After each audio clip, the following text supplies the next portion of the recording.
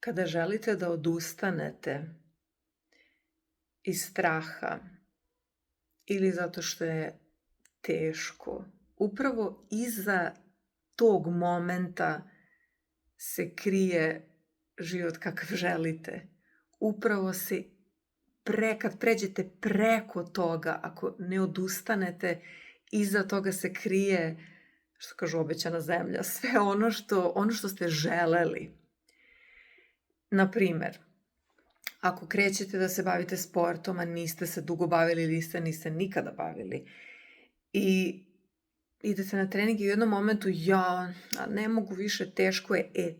Bukvalno je taj moment ključan, da kada tu pošaljete poruku svom starom sistemu, ne, mi idemo u novi sistem, kao zupčanik se prezupči i vi pređete, ako nastavite i pređete preko toga, uzupčavate se u novi sistem, odnosno u novu verziju sebe koja sada vežba.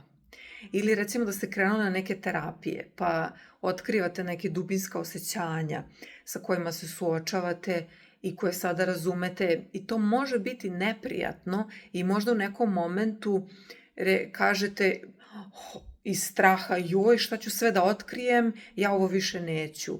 Iz straha prekinete, a upravo iza tog momenta bi se otključala ta sledeća verzija vas, koja je bez strahova i bez tih osjećanja koji vas tište. Ovo ne znači da vi sebe nešto morate da terate ako vam se ne radi i tako dalje. Ovde ne pričamo o tome, ne pričamo o onom hustle, push na engleskom, guraj, moraš ti, brže, jače.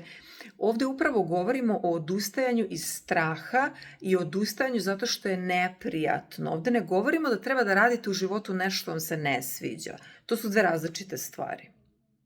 Samo ta napomena. I kada pređete preko tog momenta gde kažete doviđenja starom sistemu, uključujete se u svoj novi sistem, odnosno novu verziju sebe koju ste i želeli.